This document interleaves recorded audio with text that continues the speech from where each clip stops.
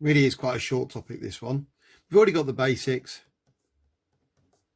We can calculate electrical power by using IV. Remember that the definition of power is the amount of energy transferred per second, or the rate of energy transferred, so it's work over time. We have the option of combining that with V equals IR, which is really the topic of this video. So we're going to imagine situation one, we've got some current flowing through a resistor, which has a resistance R, and we want to know its power output. Of course, we could make this a two-step calculation.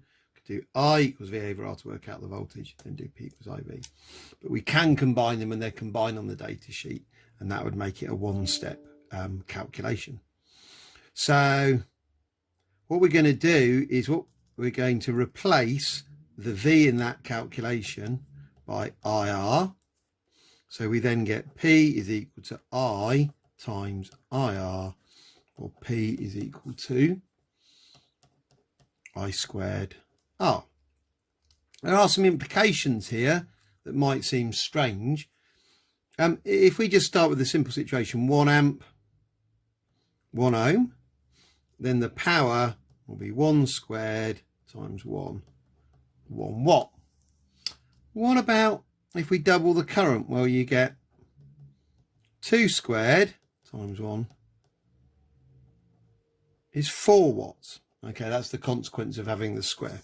So why, if you double the current, do you get 4 times the power? Well, that's because if you get double the current, there are twice as many coulombs per second, and each coulomb is now carrying twice as much energy. So it all multiplies up to give you 4 times the power. Real world consequences: power lines are designed to use the lowest possible current, and they do that by transmitting the energy at a high voltage. You might have met that at GCSE, and we'll be looking at that when we do electromagnetic induction transformers.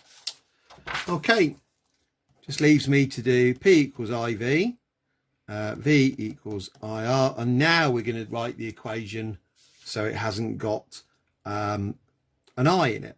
So I is equal to V over R. So P is equal to the V we're going to allow ourselves times V over R. P is equal to V squared over R.